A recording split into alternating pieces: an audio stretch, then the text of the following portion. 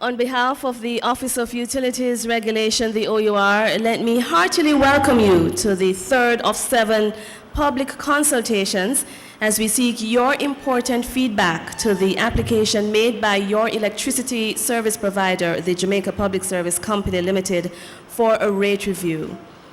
My name is Elizabeth Bennett Marsh, the Public Education Specialist at the OUR, and I will be moderating this evening. The OUR is facilitating this consultation to create a forum in which the JPS can explain the major aspects of its application, and for you, the customers, to make comments, seek clarification, and generally ask questions about the JPS's presentation this evening.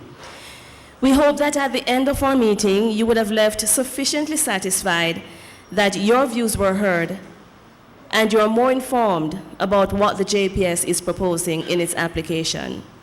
So we're hoping this evening that we will have a very fruitful discussion filled with an air of mutual respect where you allow all views to contend. And we are now going to be starting off with the first presentation, which will be done by Ms. Kelly Tomlin, followed by Mr. Dan Theoc, the Chief Financial Officer, and Cecile McCormack, your Parish Manager. I certainly love coming to Portmore, but I would admit that today's topic, in one hand, is one I'd love to avoid, and that's the one where I ask for a rate increase. On the one hand, I know we really need to move forward with the plan that we've been on for at least 2 years to improve your service and position JPS for growth with Jamaica and be able to build a strong platform, but no one ever likes to ask their customers for an increase in rates, and certainly not now. So why are we here then? Well, we're here because JPS is a regulated company, and unlike others, when their costs start going up and other businesses, we're not allowed to raise our costs. We have to come before you and the OUR every 5 years and ask for a rate increase. The rate increase that we're asking for pertains to the non-fuel portion, and I hope we know that there's 2 portions on your bill, and when you look, you can see that on the left-hand side. I hope you can see that graph that shows you how much you're using. But there's 30% of your bill is what we call the non-fuel portion, and 70% is the fuel portion. Now, we set rates and we get the 30%, but the 70% is just fuel. We collect that money from you and we give it to Petrojam. And I want to underscore tonight that there is one common enemy that we all have to attack, and that is foreign oil. The 70% of your bill is foreign oil, and you'll see on my chart, that's the one that's really choking us. The OUR will set whatever the OUR sets tonight. Will really determine what kind of service that I can deliver and we can deliver over the next 5 years. Again, this is a pictorial.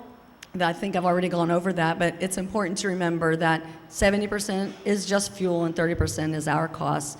We are reset, in addition to the 5 years, once a month for FX and yearly for some efficiency measurements and other reasons. But really, when we come together every 5 years, that really determines JPS operating costs going forward and how we're going to run our business.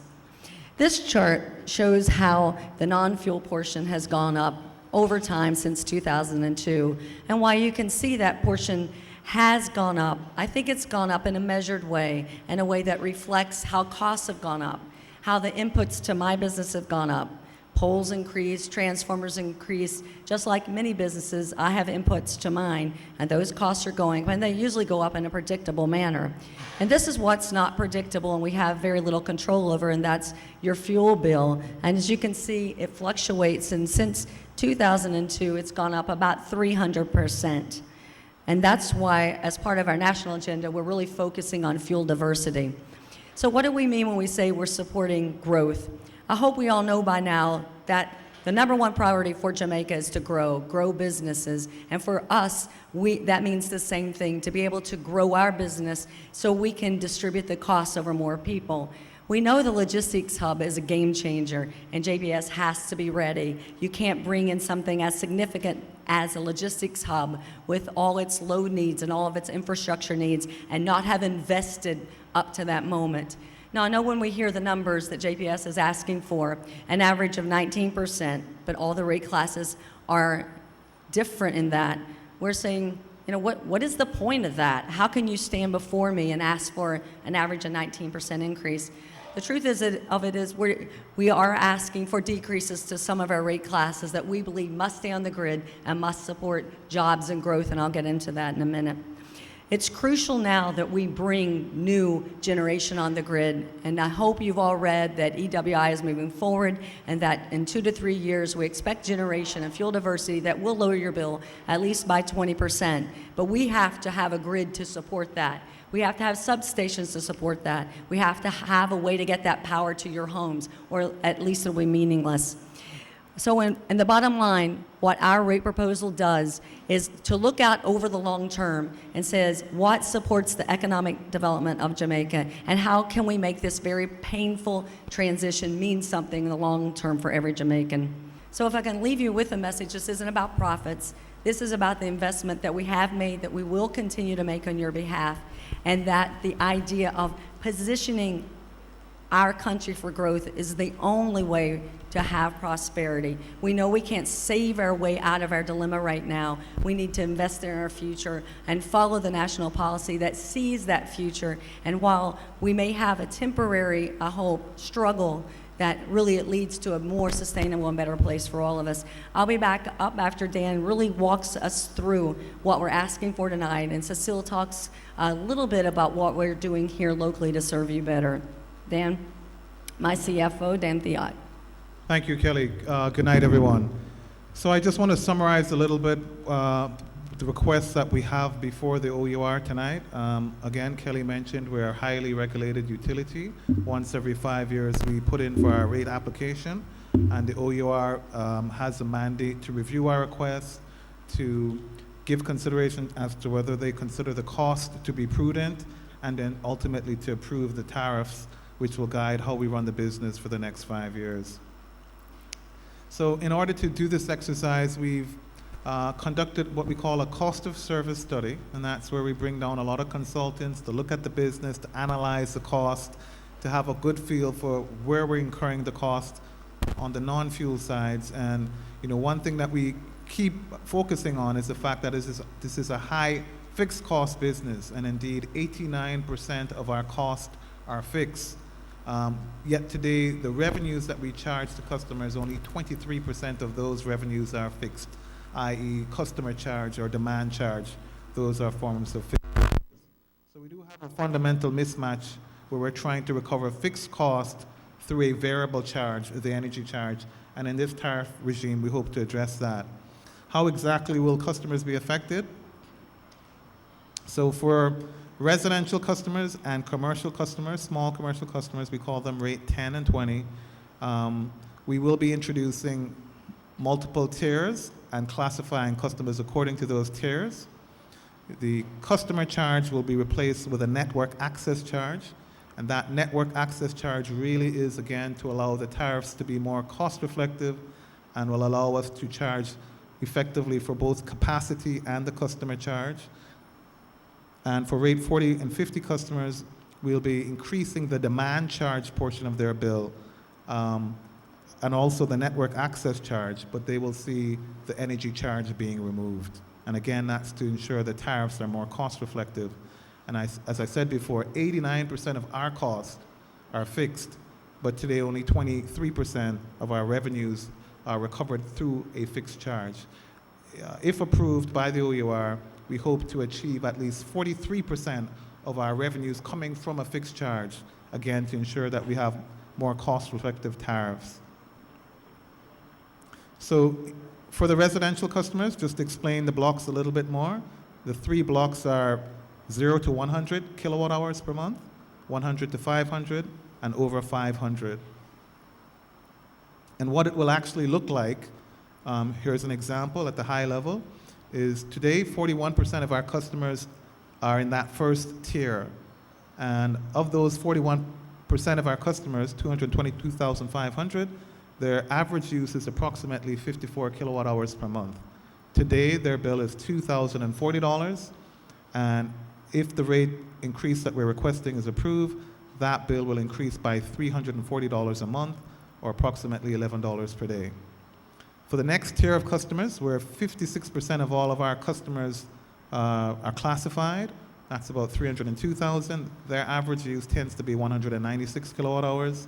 And if you follow the logic again, today their bill's approximately $7,900. It will increase by approximately $1,600 or about $50 a day. And that would result in an average total bill increase of 21%.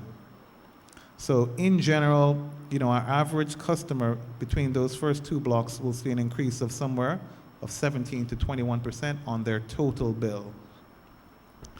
Overall, when we average all of our customers, the average use is 154 kilowatt hours, and that person typically has a bill of $6,200. So our typical customer has a bill of less than $6,200 per month. That'll go to $7,500, which is approximately $250 a day. For the small commercial group, we're breaking that up into 4 tiers, and it's laid out before you. I think you can follow the logic. The largest tier is greater than 7,000. And for this group, again, they'll have a network access charge, which actually increases with each block, and an energy charge, which is reducing with each block. And this, again, is a part of that growing for growth agenda. For the largest rate 20 customers, in this slide here, this is where we are getting our largest amount of sales, or a substantial amount of sales from this customer class. What this graph is showing that we only have 992 commercial customers today. That's about 2% of the customer class who consume more than 7,500 kilowatt hours today. But that group consumes, in the pie chart, 31% of the total sales. So you can appreciate only 2% of this customer class is using 31% of the total sales. Their average use is about 17,000 a month. Excuse me, I don't think I'm doing anything. And that gives you a feel that they're about 40 times larger than a typical commercial customer, and about 100 times larger than our average residential customer. So in looking at the cost of serving these customers and the tariff design, once again, this group of 992 typically are taking power from the higher voltage level, and so we are promoting sales growth and asking for their rates to go down by 6%, whilst for the other tiers you can appreciate the total bill impact will generally range from 13 to 18%. For the large commercial customers, there are 3 categories, the standard rate 40s and 50s, and in general, those customers we're going to see up to a 2% decrease in their rate, and I'll give you a feel for how large they are. The non-fuel charge itself will be, the energy charge will be eliminated, and the demand charge instead will be increased, again, to reflect more of the fixed costs.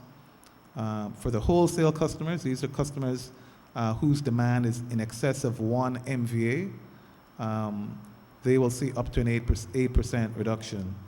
And we are introducing wheeling rates in accordance with the OER's mandate. Again, to give you a feel for total sales and the size of rate 40s and 50s and our other large commercial customers, and the 992 from rate 20 are included. When you include the 992 from rate 20s and the other approximately 2,000 from 40s and 50s, that group of 2,800 customers makes up 50% of the sales. And so that's why it's so important for us to try to ensure that we have a competitive tariff for them that's cost reflective of the fact that in general they're taking power at the high voltage level, and therefore it's actually cheaper to serve them. Well, Dan has closed off with losses and theft, and I'm going to take you into the good side, because good things have been happening in St. Catherine, and particularly Portmore, and it says it's just close to home, and this is home for a lot of us. It's home for me as well, so you understand the passion. We have been doing quite a bit to improve on our service to the customers in Portmore. I'm sure I see a lot of customers here. I see the acting mayor. I see a lot of persons who we've been partnering with. And we really have seen over the last year fewer and shorter outages. And this has come because of the efforts and the investments which the company has made in vegetation management and, very simply put, we call it bushing, pole replacement, and investment in structural integrity. And this would have to do with the lines that you see running overhead, wires, coming into your homes. We have seen, for example, in a 3-year period where over 1,300 rotten poles have actually been replaced. And importantly, we have seen a 13% reduction in emergency calls.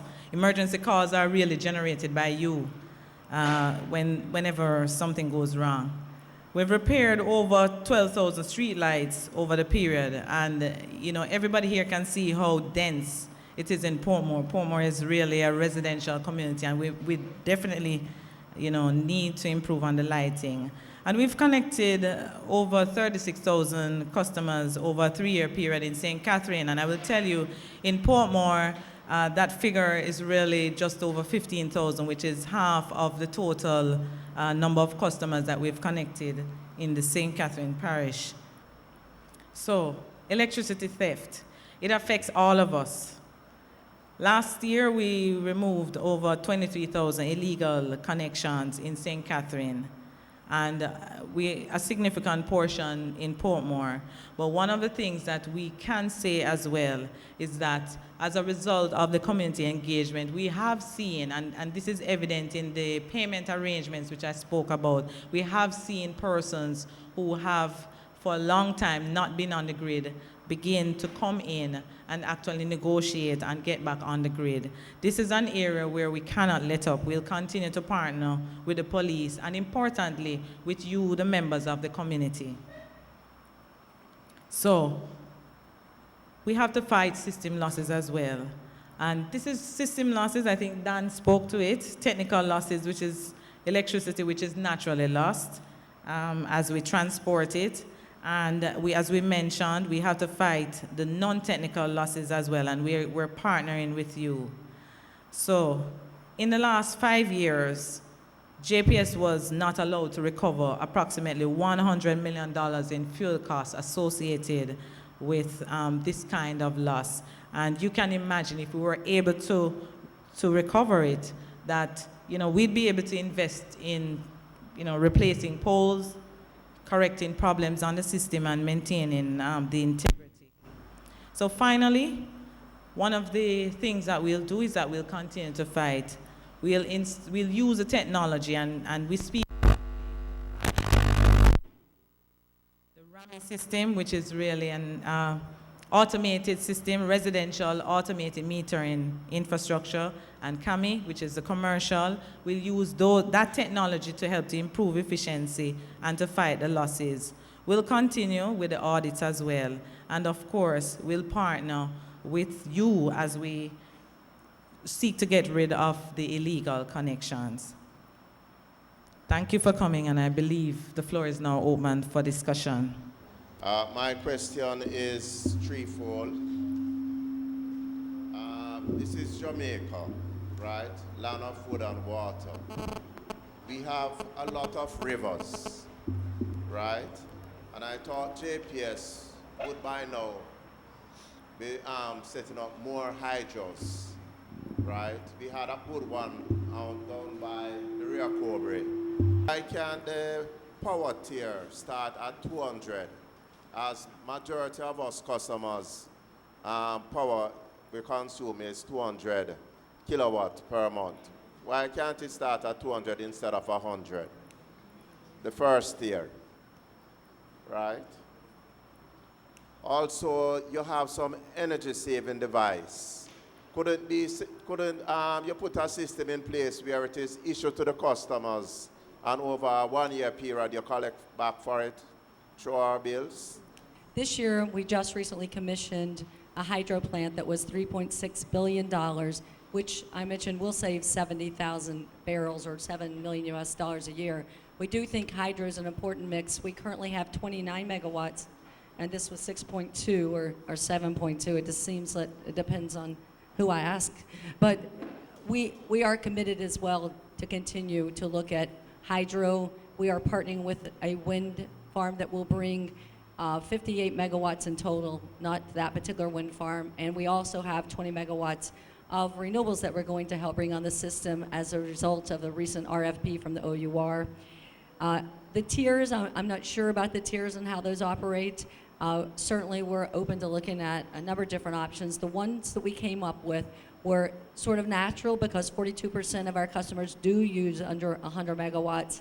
So we have in the past looked at that 100 megawatt cutoff, but I'm sure that will be discussed at the OUR. And finally, we failed to mention in our presentation, but really are excited, and we do want the OUR to give us the ability to let people pay on bill energy saving devices. People do come into us all the time and say, I really need this timer, I really need this piece of equipment to help me measure and manage, but I can't pay it all. And we do want to be able to have our customers be able to put that on their bill. I see you're stressing the fact that if the cost recovery based on information I have, you want to move to a revenue cost recovery system, moving away from a price adjustment mechanism, which would effectively mean that when you set your revenue, and if you do not recover it this year, you will seek to increase that recovery through your fixed costs. And I'm saying to you loud and clear, that is not the way to go. It is not the way to go. And why?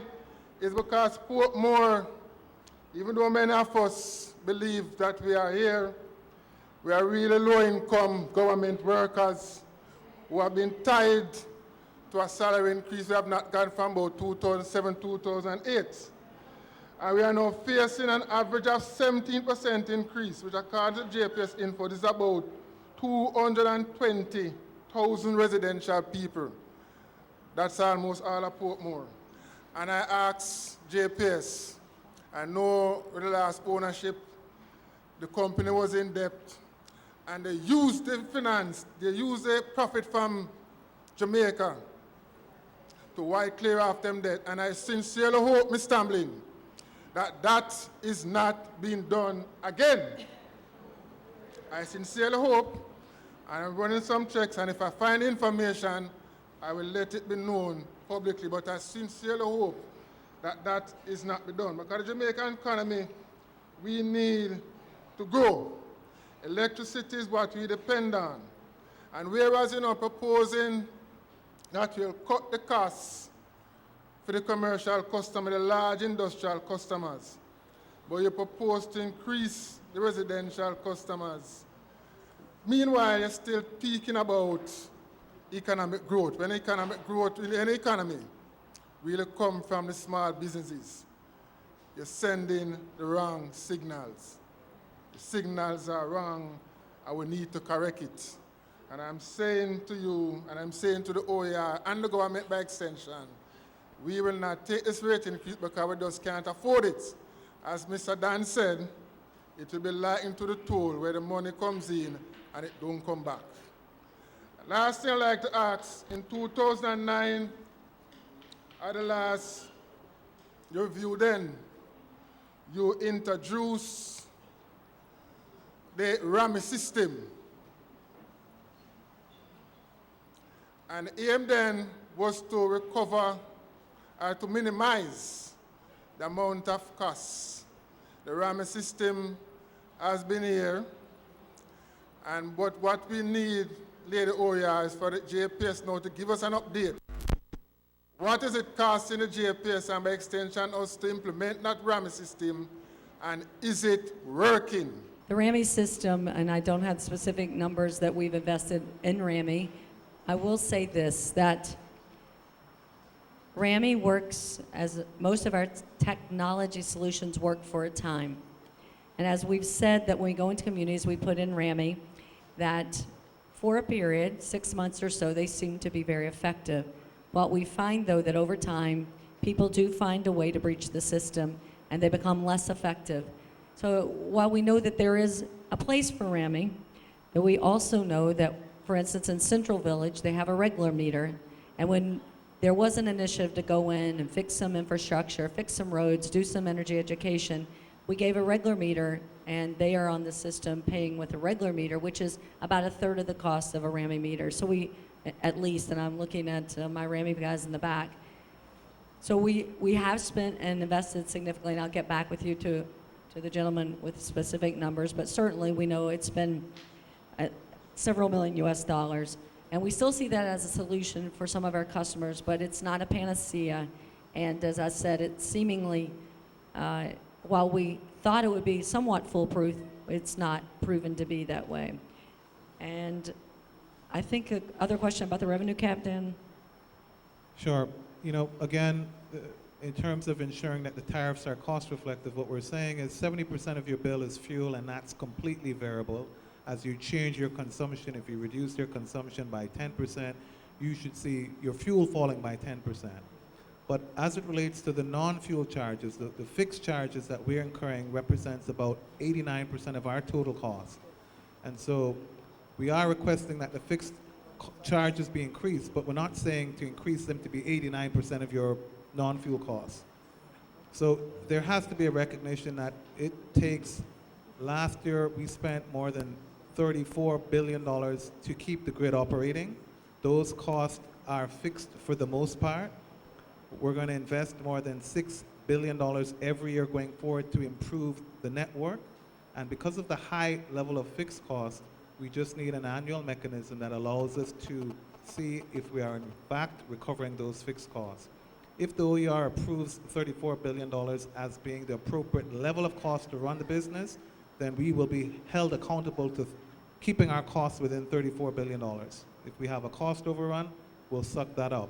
But I think at the same time, we're saying, to be fair, to allow us a chance to keep the business running, that we should look, did we actually recover the $34 billion in the charges supplied to customers, levied on customers? Big business are leaving the JPS core grid because of inefficiency or the cost of JPS energy. The question that I want to ask, what will be the effect on residential customers' rate?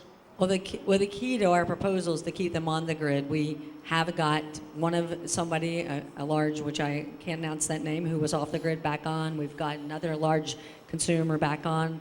Our job right now is to price their electricity at a rate that doesn't make sense for them to go off. And really to have some, I don't want to say hope, I don't know the word, to show a pathway to this new generation, which will ultimately, in 2 to 3 years, lead in a significant reduction. So it won't make sense, because the truth is, once you go out and make an alternate energy selection, you're stuck with it for 10 or 20 years.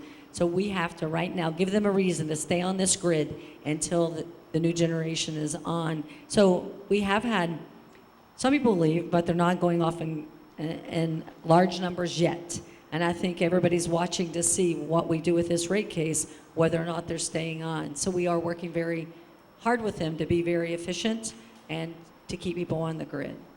First, the gentleman, I think it was Mr. Powell, asked a very good question that I'm not so sure if I got a direct response to, where he asked about the major customers coming off the grid. Now, you're saying that we are trying to avoid this and avoid that, how it will impact the residential customers. I am going to suggest to you, and you will tell me if I am right. Now, the variable cost, which is 70% that the CFO explained, will reduce, because if you have less people using, then the variable cost will go down. However, though, the fixed costs remain fixed. And then now, you have that portion would have to be shared amongst these residential customers. So, are you saying that our bills will automatically go up if we lose these large customers from our grid?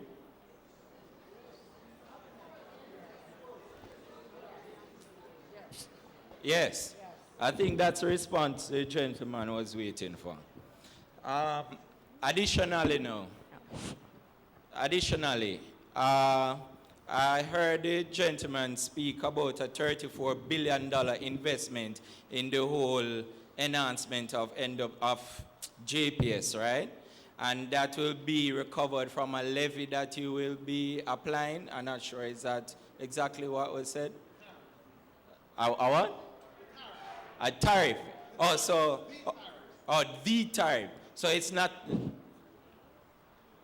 the tariff, and not a specific levy that will be imposed. All right, no. So this $34 million investment that would somewhat bring some level of efficiency to GPS, right? Now, if that mechanism will be in place, what kind of mechanism will be in place to return that level of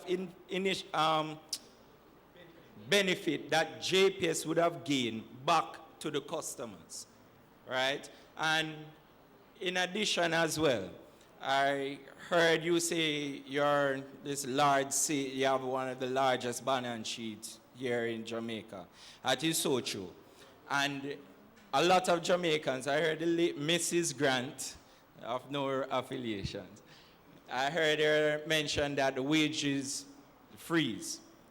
The residents took that sacrifice. We have other companies who are withholding, increasing their prices, despite other variable costs, including yours, going up. They are withholding their price increase. And I heard JPS say they withhold a tariff application for a month. Thank you for that, I guess. But when we are measuring it against all the other sacrifices that other people are doing, I am not satisfied that JPS is doing enough. I appreciate the passion. I really do. And, at the end of the day, what we're saying is we have difficult decisions to make.